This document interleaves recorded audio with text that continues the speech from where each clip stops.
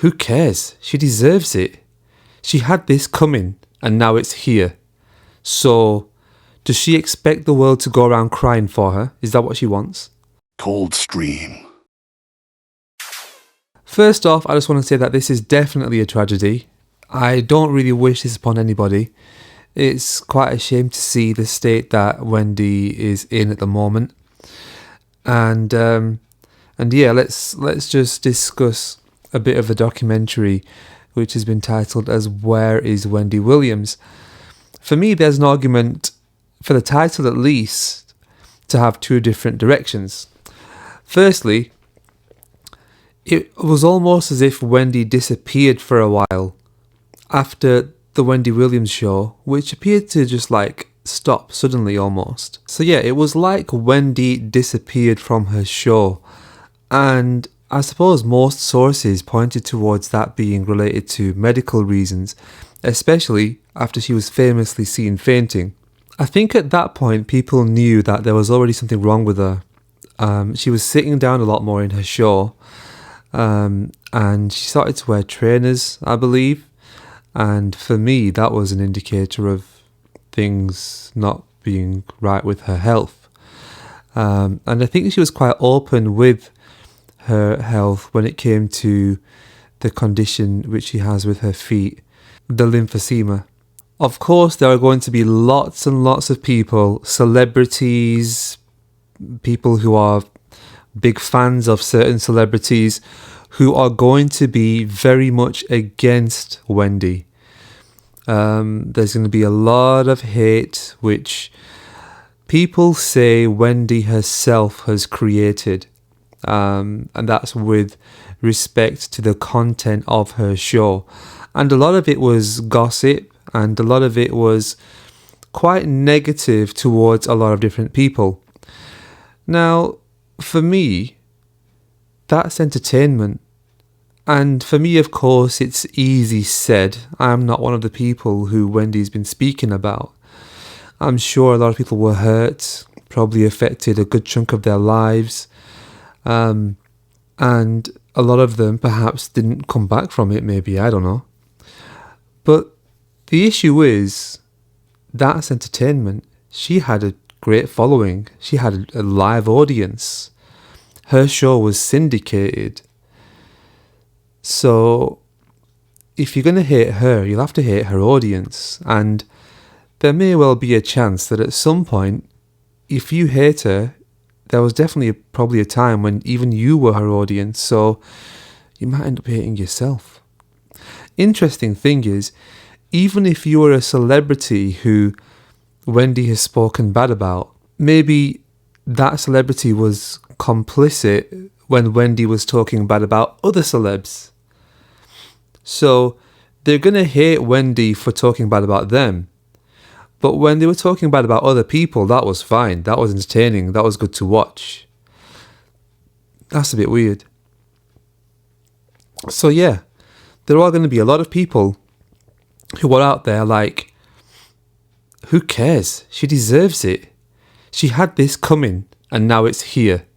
So, does she expect the world to go around crying for her? Is that what she wants? And I don't think that's right. That's not the right perspective, because it's not fair, if you know what I mean. Controversy sells. It's entertaining. People gossip.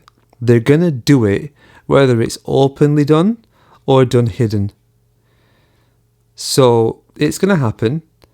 And yeah, with Wendy, it was very public, and yeah, that can hurt a lot of people. I get it. But in the same breath, again, that's entertainment.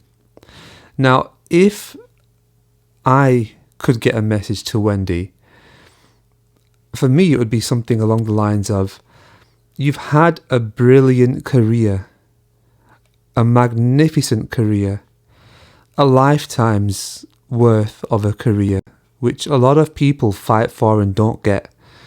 And that's what Wendy's had.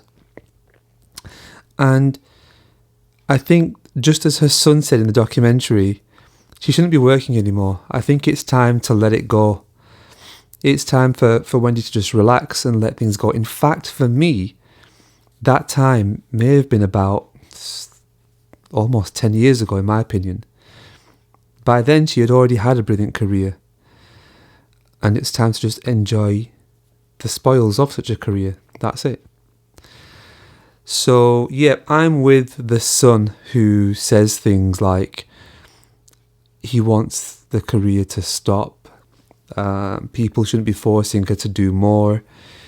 It's time to just take a break and focus on yourself, on your health, and go from there. That's the most healthy thing to do. That's what should be happening. There's an argument in this show, of course, in this documentary, that there are people who are actually spurring Wendy on to make another TV show, to get back on screen, whether that's through a podcast or something else. But no, I also do think that it's time to just hang that up and relax. Focus on yourself, focus on your health, and that'd be the right thing to do. I just want to have a little look at Wendy's career. Okay. So in the early 80s, she starts a radio career in stations across the US, including Virgin Islands and Maryland. Mid-80s, lands a radio gig in New York City, which was popular because of her outspoken personality and celebrity interviews. In the 1990s, she establishes herself as a successful radio personality in New York City, garnering the nickname Shock Jock for her controversial style. In 1998, she was fired from her New York radio show, possibly due to her on-air comments. In 2001, she returns to radio in Philadelphia before finding national success with the Wendy Williams Experience in New York City. In 2009, she was inducted into the National Radio Hall of Fame. There's a change of direction here, and this is when she moved to television. Okay, so this was in 2006. She got the VH1 reality TV show, The Wendy Williams Experience, which documents her radio show and her personal life, so like a reality show. In 2008, she launches her nationally syndicated talk show, The Wendy Williams Show. So that was in 2008, which becomes a major success. Then in 2001, she takes a leave of absence from The Wendy Williams Show due to health concerns, and in 2002 announces her permanent departure from The Wendy Williams Show. Throughout her career, she's also authored several books, appeared in films and TV shows. She's toured her comedy show and launched various product lines. So she's done a lot. She has done a lot. And it really is time to focus on health and just relax. Now let's talk about her illness super quick first before I come on to a different point.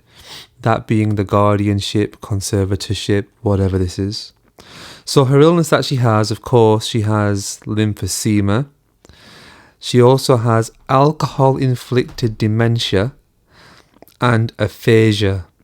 Aphasia is what Bruce Willis has, and he's, of course, sold his image onto one of those virtual reality-like companies, so they can still put him into films, but he'll be virtual.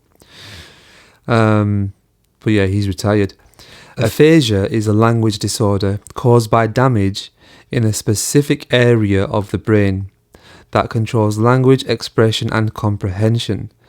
Aphasia leaves a person unable to communicate effectively with others. It's related to like stroke and brain damage.